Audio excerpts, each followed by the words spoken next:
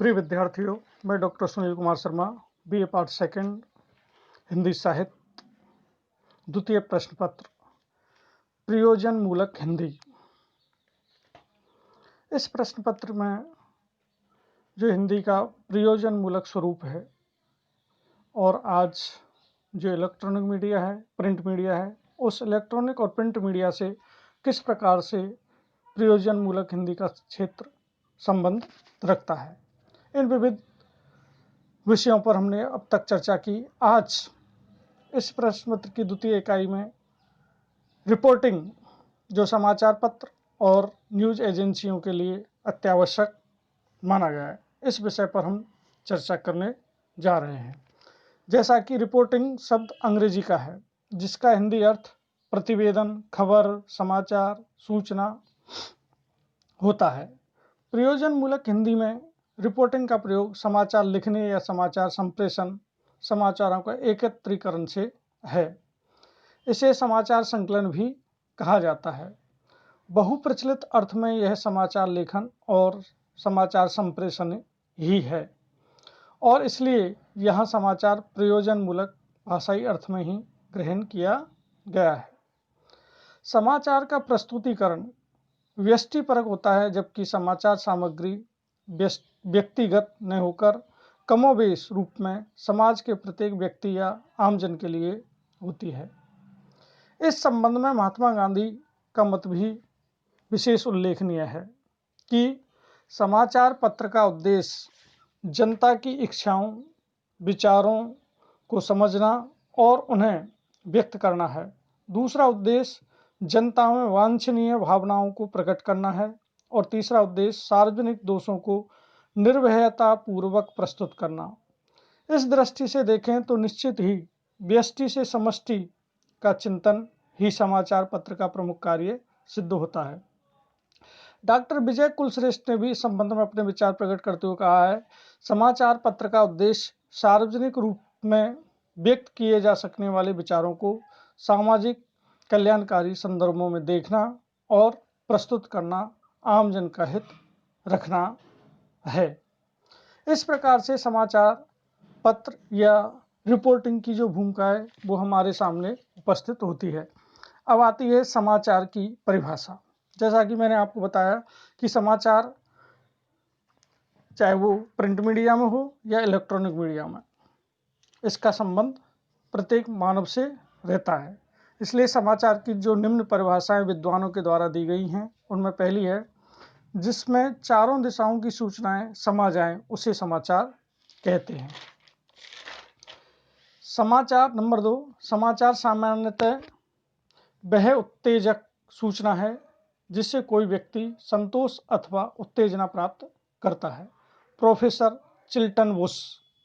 Number 3, कहीं पर भी घटित घटना या परिवर्तन के प्रति लोगों की जिज्ञासा का शमन करने के संबंध में उपलब्ध कराई गई सूचना या जानकारी समाचार है।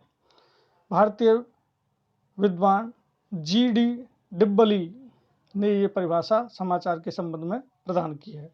नंबर 4 परिभाषा, समाचार सबसे पहले देना चाहिए किंतु सबसे अधिक जल्दीबाजी में नहीं। ये परिभाषा लंदन टाइम्स नाम के समाचार पत्र ने दी है। अगली 5वीं परिभाषा है, समाचार की नवीनता इसी में है कि वह परिवर्तन की जानकारी है। यह जानकारी चाहे राजनीति हो या सामाजिक अथवा आर्थिक परिवर्तन में भी उत्तेजना उत्पन्न करती है। ये परिभाषा दी है भारतीय विद्वान चेलापति राव ने। अगली परिभाषा है डॉक्टर विजय कुलश्रेष्ठ की, समाचार सामयिक जीवन से संबंधित और मानव स्वभाव के अभिन्न अंग के रूप में शीघ्रता में लिखा गया नवीन महत्वपूर्ण दस्तावेज है। इस प्रकार से इन 5-6 परिभाषाओं के माध्यम से समाचार की जो एक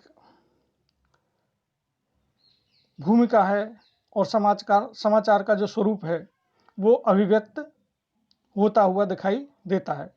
उक्त परिभाषाओं के आधार पर कहा जा सकता है कि समाचार में सत्यता, वे नवीनतम जानकारी, परिवर्तन कारक उत्तेजना की सूचना और बहुसंख्यक व्यक्तियों की रुचि एवं आकर्षण होना चाहिए।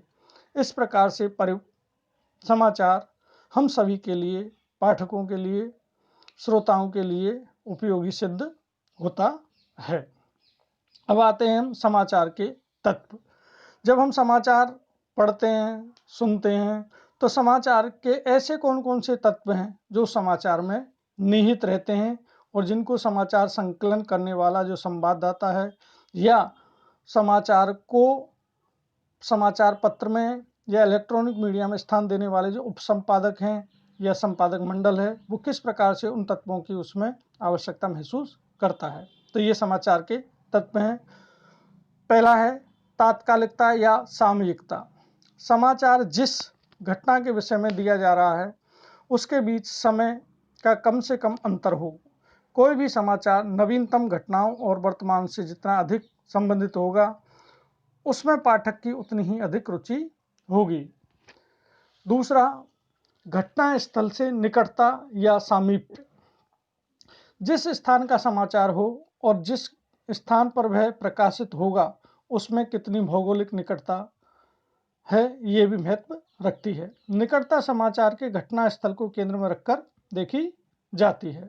इस प्रकार से समाचार पत्र के प्रकाशन स्थल और जो घटना स्थल है उसमें समीपता होना आवश्यक है, जिससे उसकी सत्यता की पुष्टि उसके आधार पर ज़्यादा से ज़्यादा लोगों को हो सके। नंबर 3, आकार और संख्या। किसी भी घटना विशेष के छोटी या बड़ी होने के आधार पर उसमें समाचार मूल्य निहित रहता है और पाठक भी उसी के अनुरूप उसे महत्व देते हैं। किसी घटना में अधिक संख्या में मृतकों और घायलों के आधार पर दुर्घटना के आकार का भी पता चलता है। इस प्रकार से आकार और संख्या का आभास भी हमें समाचार में देखने को मिलता है। नंबर 4, मानवीय रुचि।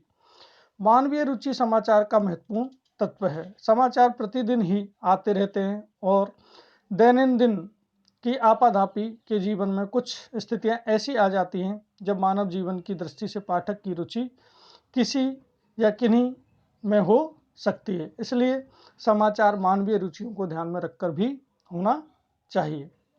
नंबर 5, आत्मीयता। जिस प्रकार समीपता या निकटता समाचार का तत्व होता है, तो समाचार में आत्मीयता भी तत्व रूप में कहीं न कहीं अपनी सक्रियता बनाए रखता है, क्योंकि समाचार से जुड़ी घटनाओं से पाठक जितनी आत्मीयता पाता है वह उससे उतना ही प्रभावित होता है। इस प्रकार से प्रत्येक समाचार पत्र या समाचार की निकटता में आत्मीयता का भाव पाठक अनुभव करता है। नंबर 6, विचित्रता। समाचार में आश्चर्य या हैरत में डालने वाली बात या घटना भी इसका समाचार मूल्य बढ़ा देती है। संशय और स्वरूप से परिपूर्ण समाचार पाठकों में अधिक जिज्ञासा जागृत करता है। और अंतिम बात है 7 नंबर, महत्ता। किसी भी घटना या परिवर्तन का परिणाम क्या होगा की दृष्टि से ही घटना या परिवर्तन का महत्व निर्धारित किया जाता है या निर्धारित होता है। इस प्रकार से आज हमने समाचार या रिपोर्टिंग का स्वरूप, समाचार की परिभाषा और समाचार के तत्व, इन विषयों पर चर्चा की और आगे इस रिपोर्टिंग के अनेक अवयव या अंग हैं, उनके बारे में अगली कक्षा में हम विचार करेंगे। धन्यवाद।